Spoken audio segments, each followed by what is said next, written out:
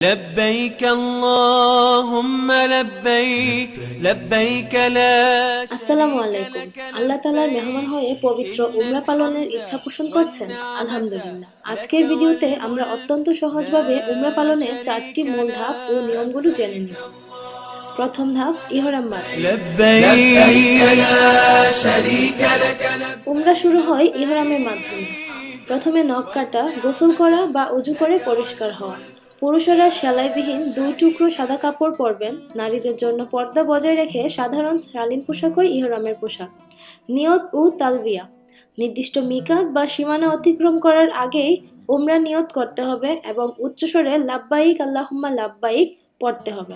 لبيك اللهم لبيك لبيك لا شريك لك لبيك إن الحمد والنعمة لك والملك لا شريك لك।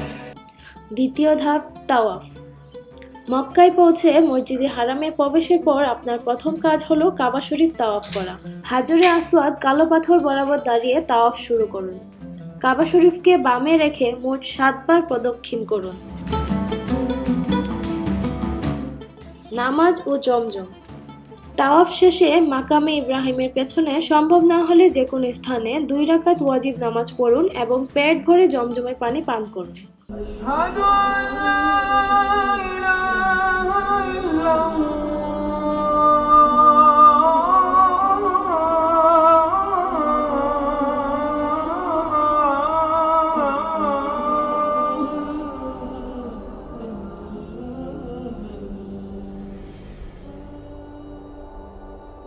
তাওয়াফের পর আপনাকে সাই করতে হবে।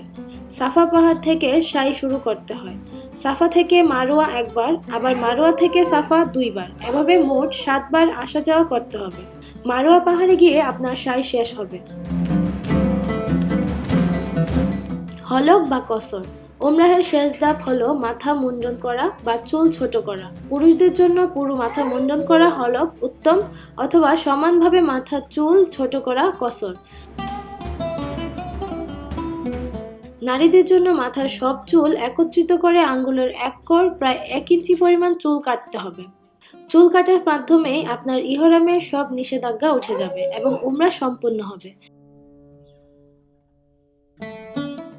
মনে রাখবেন, পুরো সময় জুড়ে ইবাদত ও জিকিরে মগ্ন থাকা জরুরি। আল্লাহ তাআলা আপনার উমরা কবুল করুন, আমিন। ভিডিওটি ভালো লাগলে শেয়ার করে অন্যদের জানার সুযোগ করে দিন। জাযাকাল্লাহ খায়রান।